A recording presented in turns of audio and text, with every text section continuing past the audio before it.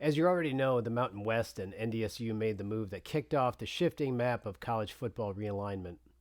While the rebuilt Pac 12 conference tries to reclaim the West, the Mountain West Conference made a move that made us all believe that common sense could reign again. The most dominant program in NCAA FCS Division I stepped onto the FBS stage. The dynasty from Fargo, North Dakota State Bison football, with new rivals, new stadiums, and a conference that's building real momentum across the West.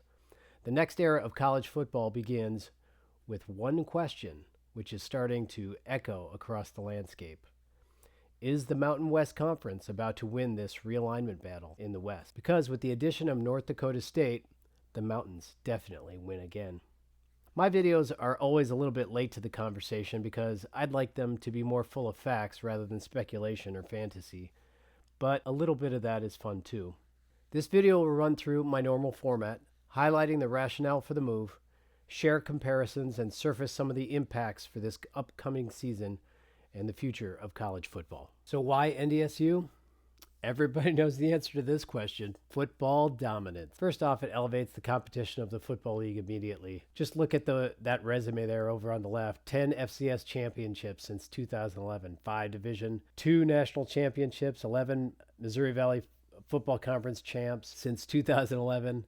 This is a dominant program at the FCS level for the last 10 for sure, but maybe for the last 20 years as well. One of the things that the school administrators highlighted during the press conference was that there was a passionate, travel-ready fan base. You know, for the last several years, Bison Nation has traveled across the nation for the FCS playoffs and ultimately the championship down in Frisco, Texas, quite readily. So they're excited to see new teams and develop new rivalries. To be honest with you, I'm really excited to see North Dakota State play the Wyoming Cowboys. I mean, think about it. It's 2 flagship universities, 2 proud states, from the Great Plains of Fargo to the Rocky Mountains of Laramie, with their shared coaching roots and the frontier legacy behind them of that geography, the landscape of the great expansion of the West. This matchup feels like it was meant to be. The Bison and the Cowboys. It just might be not just the Mountain West next great rivalry, but like America's college football rivalry. This is really exciting, and I can't wait for it. It's a great opportunity for everybody to take a look at these schools and share in the pageantry of what we love about college football. This is where I really think the G5 or G6 conferences might just help us gain the soul of what we love about college football back from the big boys who just are turning it into all about money. This is really exciting. Looking forward to it.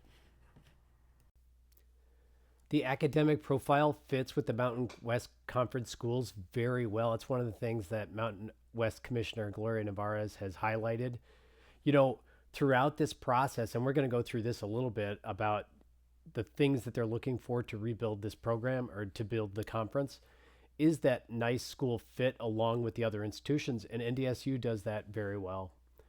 It's a research school, and the size is a little bit smaller than others, but it's not necessarily on the bottom dwellers either. And also really fits a lot of the profiles of being a college town where the town really lives and breathes the college itself or the university.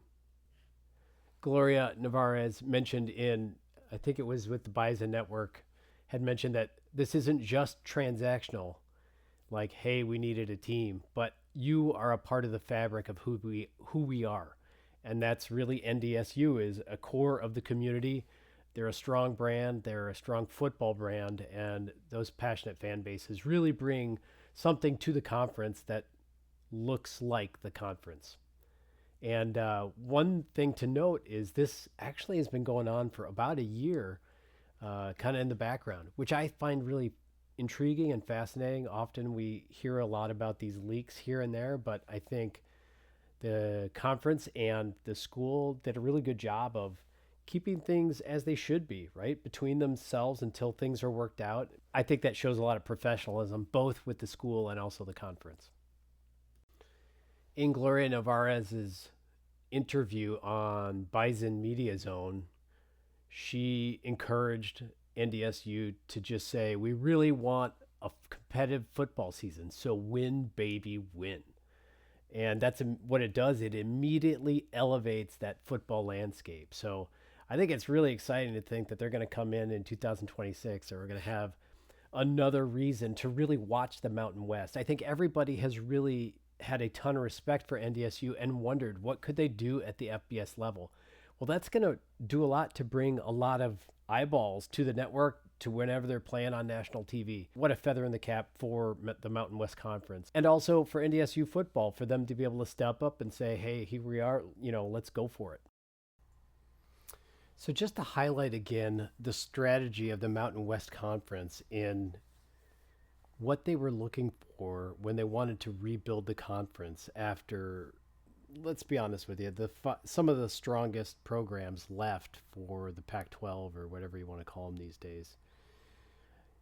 We've covered this in other of my videos, but I think this is really fascinating to surface at this point, because you can see what the results are like, and they are really executing on an expert strategy.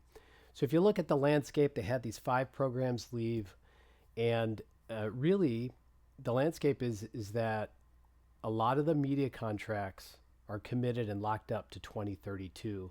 And Gloria Nevarez has shared this quote: what I think we're all preparing for is the complete remake, where somewhere at the end of 2032, where maybe traditional leagues are no longer traditional leagues.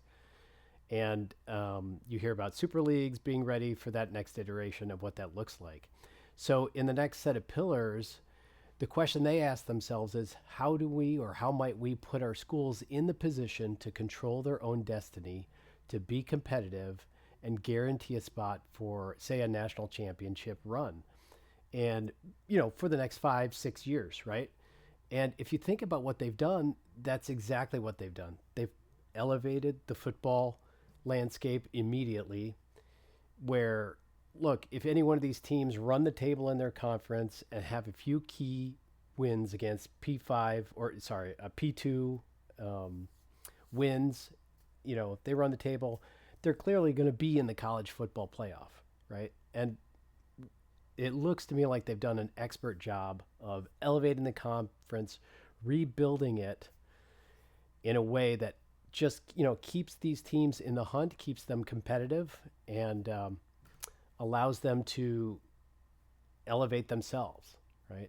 So, and if you look at the third column there, it mentions, a few, I think it was like last year, Gloria mentioned that they had all options on the table, and that's exactly what they did. If you look at the results of what they've invited into the conference, they were looking at football onlys, they were looking at Olympic sports only, along with full members.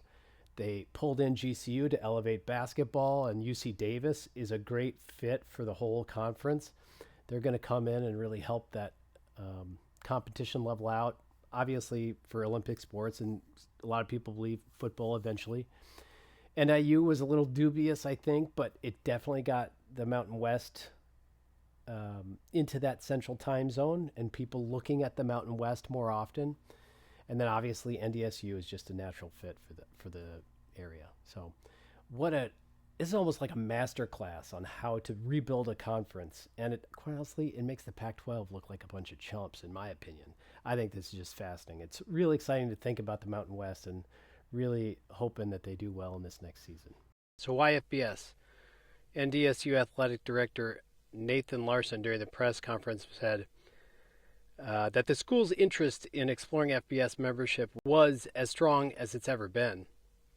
He said that in terms of position, both myself and President Cook, we wanted to play at the highest level. And right now, the highest level is FBS football. Things that we've done over the course of the last decade have positioned us to be able to do that.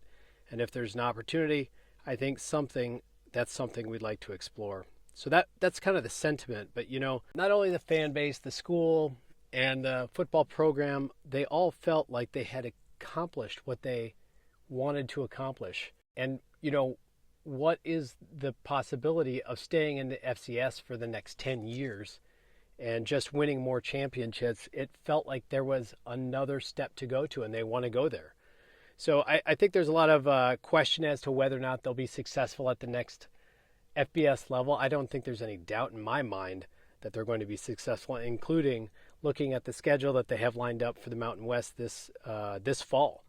Quite honestly, they could be a contender for the championship, the conference championship, and definitely for a bowl game. I don't know about the CFP, but they definitely should contend or apply for an exemption from the rule that you can't compete for championships at that point. I think that rule might be outdated, and here we have a good case for that. So the point is, NDSU has been thinking about this for a decade. They haven't been just, fly by the night, overnight, all of a sudden out of the blue, like some other schools we've seen say, hey, now we're ready for FBS. They've been targeting this, and this is their moment. They're ready for it. And they believe that taking it to the next level is another challenge for them. They're not looking at it like, hey, maybe we should go and make some more money. They're like, this is the next step of what it means to be excellent. And they want to be a part of that. And, that is a winner's mindset. That is a championship mindset. They might come in and lose for a couple of years, but they're not going to lose for very long because they have that championship mindset. So it's a great ad for FBS football and for the Mountain West.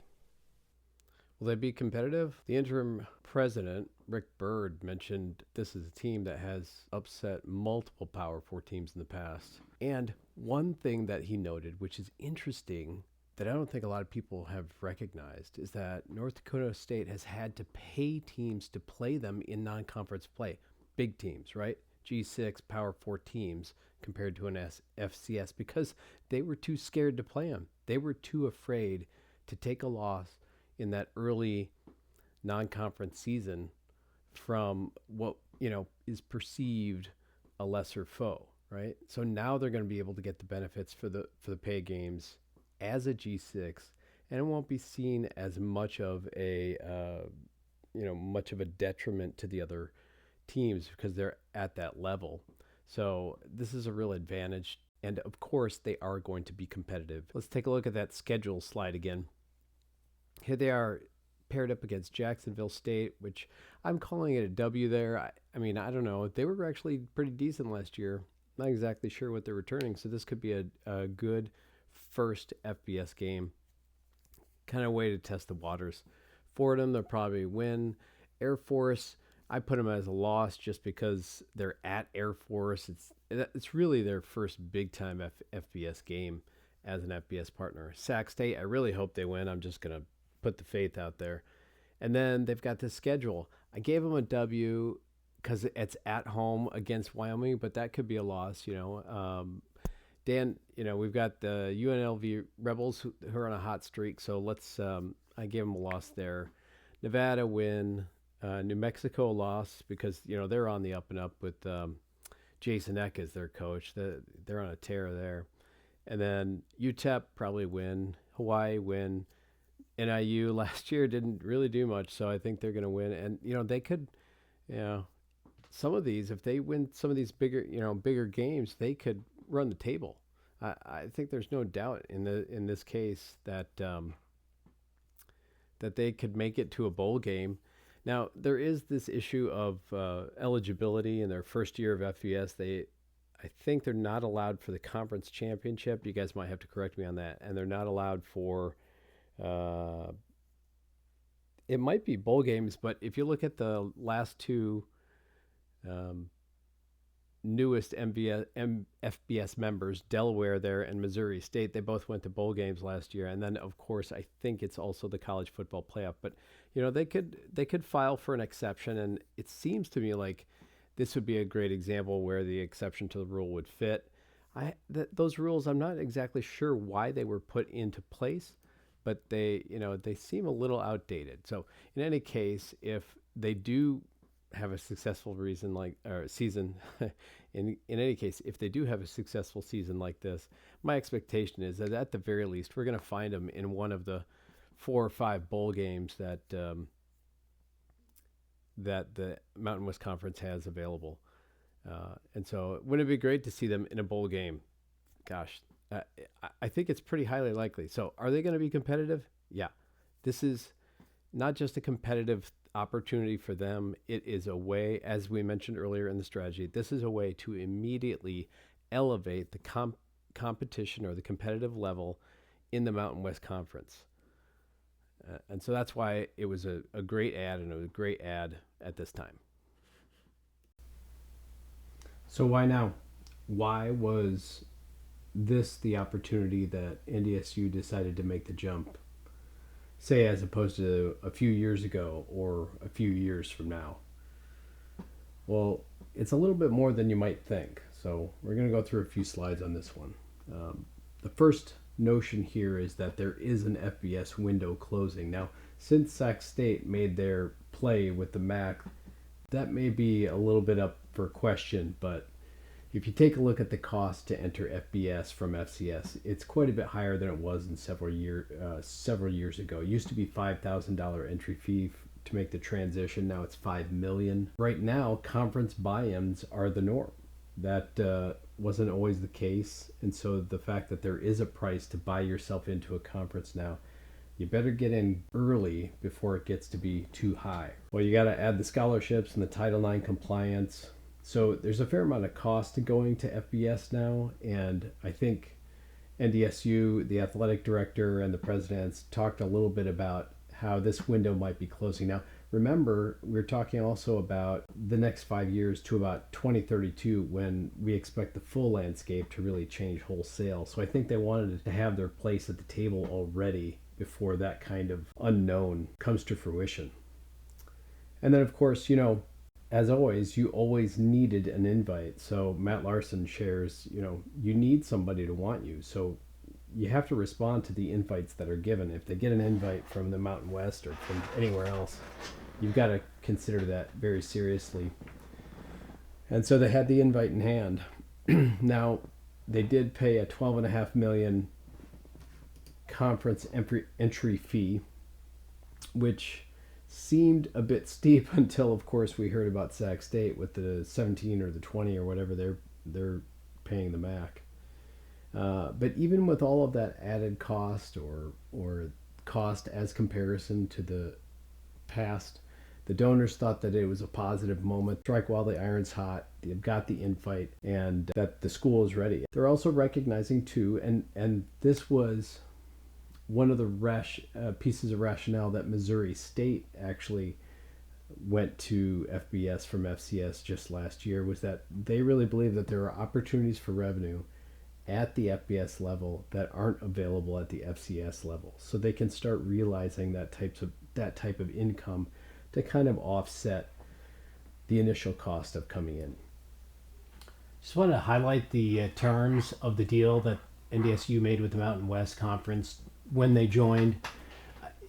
At the time, it was a little bit unprecedented, and since Sac State added it, you can see the progression of how these conference buy-ins are going. So it's relevant to the why now question. If you look at the media rights revenue, they're not actually going to take any revenue from the Mountain West Conference, which is currently around $5.5, maybe $6 million per school for the linear broadcast deal that they got. That goes through 32, which is significant because, quite honestly, they could probably be one of the more powerful programs in the conference. However, if the conference does renegotiate their contract, they will be available, or they will be a part of the collective bargaining power with the conference and possibly be able to get some of that share. They do have bonus opportunities even in the contract that they have now, which technically they wouldn't be available for that this year, maybe next year, but we'll see how they do. I wonder if they could petition even at the end of this year if they make a sizable run for the CFP. And then, of course, they have the first right of consideration if the Mountain West Conference adds a full member. Now, I don't know what that means in regards to UC Davis, because UC Davis also has a similar stipulation in their agreement when they join the conference. We'll see how that goes. Obviously, there's a handful now. For instance, the California schools that are now in the ACC. We've got UC Davis. Sac State certainly has some odd provisioning. But I think this is relevant to the question of why now, because the landscape of the terms of joining FBS or terms of joining a conference are changing wholesale. And it's just becoming an evolution. So right now is perfect timing. They were kind of the first maybe not the first, but one of the first few teams to have kind of a lesser share of the conference revenue, you can only see that slippery slope getting bigger and bigger. So I think they were like, let's just take this opportunity now because it could get out of hand in the future. Interim President Rick Berg made several comments that I thought were really relevant to the why now question for NDSU. And I've highlighted a little bit this before earlier in the video, but I think they're really interesting and important. He said, unlike others, we've been preparing for this for years and years. I think they're going to be surprised when NDSU hits the Mountain West. And he said, finally, I think one of the things that really strikes me is this is fantastic for athletics, all of athletics. And it's going to be great for the faculty as well. Even though it's a partial membership, just a football-only membership, it's great for the whole of the school to be able to engage in the Mountain West Conference. As I've mentioned in other videos, conference affiliation is more than just sports. And it feels like it's less and less these days because of how things are changing, but it still is a great opportunity for these schools to be affiliated with each other that maybe didn't previously have an affiliation. Matt Larson, the AD, mentioned on day one of our agenda 3.5 years ago when he took over, this is what they were talking about, moving up to the FBS. So they're unified as a school. They're unified with their leadership, with their coaches, with their faculty, their fan base, and their alumni. And this seems to be the perfect storm for the moment for them to make the step up. And the final point that I'd like to share for why now is literally what just happened last year. Cats and dogs living together, Armageddon. Indiana won the national championship, and they didn't just win. They won in dominant fashion. It just goes to prove that if you create the opportunity, you can build it for yourself and you can still compete. I think there's a lot of question about whether or not FCS opponents can come up to the FBS and compete. But guess what just happened? The program that has lost the most games in history just won the national championship. So everybody wants that puncher's chance. Getting to FBS and then figuring out a way to become successful in FBS is not an impossible dream for even small schools or smaller schools or schools that just don't have the history of winning. It wasn't a fluke that Indiana won the national championship. They were dominant in every game. They didn't have a 5-star stacking. They didn't have the best NIL deals, but they had the chemistry. They had whatever it took to win the national championship and do it against good opponents, not just have a fluke here and there. They were really destroying teams.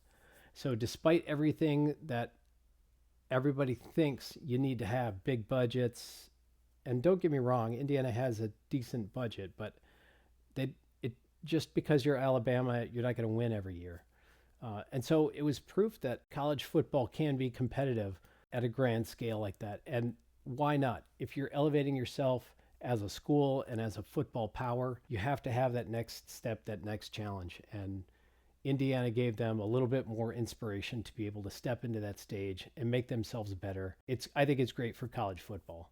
It infuses a lot of energy, and it gives us a lot of hope that our game can have that excitement and new players can play not just a role in it, but really go for the gold and have a chance at winning the championship. And then, of course, the last question for NDSU is why the Mountain West?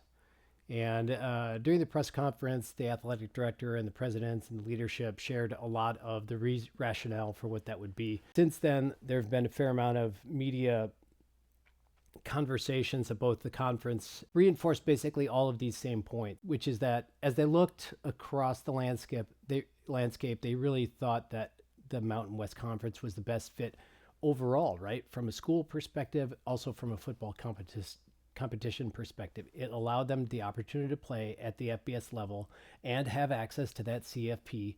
Obviously, it's a little bit but there's institutional alignment, investment on the higher education. If you look at these schools, there really are like either flagship state schools or they're, the research school, that kind of a thing. A few outliers with GCU and things like that, but there's this real great sort of balance between the schools, say from academic prowess of Air Force and UC Davis to, the regional and flagship schools like Hawaii and New Mexico. and of course UNLV. It's great competition throughout the league. They said it was regional enough for our fans to travel. Now, one point to remember that Gloria Nevarez has always said throughout this whole realignment process over the last 2 or 3 years is that the Mountain West Conference has always been an airplane league, just because of the geography of the Western United States. Look at the map. It, I don't know if people know this, but 80% of the United States population is east of the meridian. You have the Rocky Mountains in the west, and you have the high Sierras, you have the mountain ranges in the west, the far west, or the Pacific West, as you might think of. It's just a difficult place to travel. They've always been an airplane league. So to have somebody in the central time zone like that, they're actually quite a bit closer than NIU even in these other places. So it's regional enough where their fans can travel. And then, of course, they're football only, which is great. They get to have the best of both worlds. So it's football only for this one sport where it really works to be an airplane league, as opposed to, say, other sports like baseball or softball, where you kind of play a 3-game stretch, and that really gets costly. Keeping their sports in the Summit League is really, really very regional, and that helps them to offset those costs when it comes to that, and maybe then to realize the revenues that come from FBS football without having to incur the costs otherwise. And it's interesting that may be an innovation that's coming in the near future. We might be seeing lots of FBS teams doing this model just because it makes so much sense. And it might be also just because, the big boys, the SEC and the Big Ten, kind of want to separate from themselves from a lot of things. So it's actually really, one of the good innovations that have come out of these situations where football's kind of leading the way in conference realignment. And then the last piece they said is that if you know NDS history, they are there to compete for championships. They are not there to get up there and just lose. And so, they thought that Mountain West was a good opportunity. Now, I've heard a lot of chatter online where, people have said, well, they didn't join the Pac-12 because they couldn't compete with it. And I think that's a bunch of hoo-ha, because they really can compete with the teams there in the Pac-12. Honestly, they did talk to the Pac-12. They decided against it and went with the Mountain West. And that is verified. And so the Pac-12 has to save face and, make these statements like, well, they couldn't hang with us. That's not true at all. In fact, I mentioned earlier, the Pac-12 looks like a bunch of chumps. It definitely does now, because, NDSU having the opportunity to talk with the leadership and these other schools chose the Mountain West otherwise. That doesn't look good for the Pac-12, and so here we have an opportunity. They have an opportunity, and they took this one. This one felt like the best fit. And I think all the things I've said before, it really is a great feather in the cap for both NDSU and for the Mountain West, and quite honestly, for the G6 conferences overall. I really think this is a great opportunity. Here's a look at the travel distances from MDSU to the other schools. Obviously, the big outlier is Hawaii to Fargo, North Dakota, 3,800 miles. Anytime anybody flies there, that's going to be a big deal. But look, they're closest to NIU, 520 miles. Wyoming, they're pretty close. I'm just looking forward to that matchup there. You got Nevada. San Jose State's pretty long. If you look at, by the way, these miles are by flight, and they're looking at anywhere from 2 to 8 hour flights, which are pretty much similar to any other conference that has cross country opponents. So I don't think it's actually going to be as unbearable as everyone thinks it is. Boy, they were right in the middle of the country there, so they could have gone either way. But this really does feel like a regional fit, even though it's a great distance. So what's the trickle-down effect?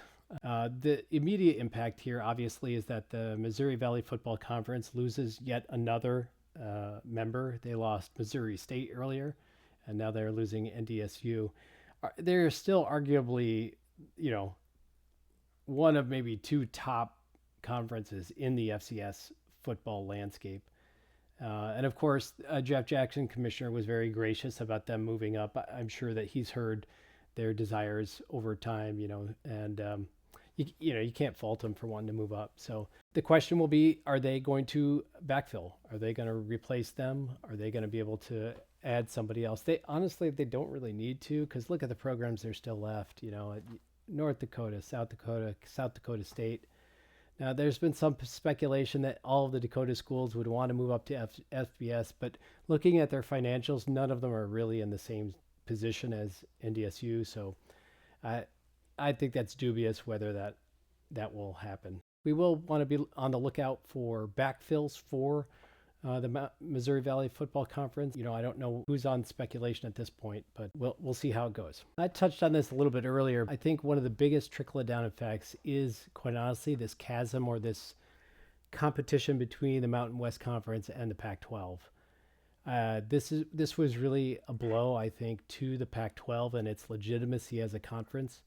There's no doubt that the new Pac-12 took a lot of the stronger football teams from the Mountain West to build their own little spot there. Then, because they didn't get all the schools that they expected to get when they broke off, the Pac-12's back was up against the wall because they really had to have that eighth football playing member that was at the FBS level. So they had very limited options at that point when they invited Texas State to join the conference. Now, this was a far cry from the original vision that the new Pac-12 had when they started forming. Remember, they invited Memphis and I think it was Tulane as well to join. And so they're kind of battle worn from this process. And I'm not sure that they were really thinking about how to build the conference long term. As Gloria Nevarez has mentioned, they're really focused on this 2032 date. At least the conferences are thinking that things are going to change wholesale at that point. But because the Pac-12 had to invite Texas State in sort of a duress situation, I'm not sure that they were thinking long term. They certainly weren't thinking about bringing up FCS teams because they needed somebody to help compete right away. And I think that might have hurt them in the long run. NDSU coming to Mountain West certainly has a good chance of, having a great record in the outset and really elevating the level of play. No doubt they could hang with the teams in the current Pac-12. And I think they missed an opportunity here because they were sort of focused on just getting that FBS. They were really in duress at that point, and they had to think about FBS. And so maybe they didn't court NDSU the same way that they would have or should have. In any case, it is, in my opinion, a destabilizing point for the Pac-12 because who else is going to want to be a part of them at this point? Their media payouts certainly aren't as much as what they advertised they would be. They don't have the same amount of leverage that they used to just by brand name alone. That I think they really missed a big opportunity with NDSU, right? So for the Mountain West, this is really a program-defining leap in stabilizing competition and that strategic win for the Mountain West. It's a great, as I mentioned earlier, conference fit, both with school and competition. And then also, as I mentioned earlier, it executes on that strategic plan that has revenue durability built into it. So much so that, if the Pac-12 has a bad year, if it fails to perform this year, outperform the Mountain West on the field, they could really be facing financial issues because of all the other politics that happened when they left the Mountain West Conference. We still have those lawsuits out there looming, $150 million worth of it. These schools are still on the hook for paying, their way into what is the new Pac-12. So that was kind of destabilizing. I think this move was kind of destabilizing for the Pac-12. As I mentioned earlier, the Pac-12 did have talks with the NDSU, and they chose the Mountain West otherwise. So, the schools that left the Mountain West Conference were sold into this idea that the Pac-12 would become a P4 status, and we all know that is a long gone notion. There is no way they are P4 status. We've heard that there's been rumblings that schools are absolutely disappointed with the media payouts on the new Pac-12 media contract. These lawsuits are still pending, and everybody knows that the Pac-12 name has lost its brand power since the big boys left for the Big Ten and the Big 12. But to me, this even lessened the power of that Pac-12 brand even more as well. Just, again, not as an affront to the schools that are involved, but to the leadership of the Pac-12. And there's growing internal strife here, right? So They kind of had to take Texas State because they knew that was a media market they needed, but they didn't feel like the competition there. And no, again, no offense to Texas State, they may step up and really be a good ad for them. And that may look like a stroke of genius later, but the attitude going in really hasn't been that strong. I know that the Pac-12 was against kind of having these FCS upgrades, but this one is unique. This one's a little bit different. NDSU has really proved its worth on the field. The real rub here is that, like I said, if the Pac-12 fails to outperform on the field, now it has a good chance to do that, right? Because they did take some of the better teams. But if they don't perform very well, either in their non-conference schedule or within their conference schedule, and say they just have a down year, all of these other factors, all of these other financial factors and lawsuits could really hamper them. Down the road, honestly, we could see another case for the Mountain West and the Pac-12 to come back together. They really have to, I don't know if the schools realize this, but the pressure on them to win for the survival of the Pac-12 is now looming. And I think that's like this move kind of just showed that to the rest of the world that Mountain West Conference has a strategic plan. You know, they were left in the lurch by these other schools, but they're executing on that plan, and it looks like it's a plan of strength, and they're moving forward, right? They're not looking behind. And the Pac-12 is still sort of middling. I know that there was a interview with the president of the Pac-12, Teresa Gould, and she talked about any new partner or any new team that wanted to come into the Pac-12 needed to be a quote-unquote transformational partner, meaning that they had to be creative about thinking about how they were to grow and build things. To me, it just says there really is no plan. They don't have a great plan to go forward and execute on. They're still sort of grasping at straws to make themselves better. At this point, the strategy has to be, you got to win out. You just got to win out. You got to do your best to support every school and just balling out, winning out. Otherwise, these other factors are just going to put you in the same tenuous spot in 2 to 3 years. Forget 5 years out when everything's changing, 2 to 3 years. To be fair to the schools, I've really pulled for most of these schools, but I feel bad for them because unfortunately these moves, I don't know if they put them in the best position that they think that they were going to be in as they were sold in. And Washington State, I mean, I love Washington State. I love the fact that they have fans passionate enough to bring that freaking flag to ESPN Game Day, every game day appearance anywhere in the country. That's an awesome brand, but they definitely lost a few steps in this political battle and trying to battle for teams and stealing and that kind of thing. We'll see how it goes.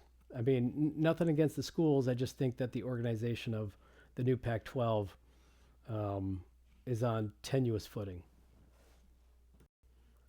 Here's a look at the bowl games that are committed to the Mountain West Conference. Now, they lost one last year in the LA Bowl being shuttered, but it'll be fun to see NDSU get to one of these bowl games. Obviously, the teams are going to travel well. I think everybody's kind of said, well, let's hope they don't get to the Scooters Coffee Bowl because that's, where the FCS championship is played, and that would be kind of weird to put them there. But seeing them down there in Arizona or Hawaii or even the Potato Bowl would be a great. I think it's going to be exciting to see. It's definitely something I want to see. I'll be watching whatever bowl game they get to. And again, I think they have to petition for that. But I kind of feel like the momentum's going in their way if they get there. Here's the new look of the Mountain West Conference in 2026. As the powerhouse from the Plains, North Dakota State Bison football begins its next chapter in FBS.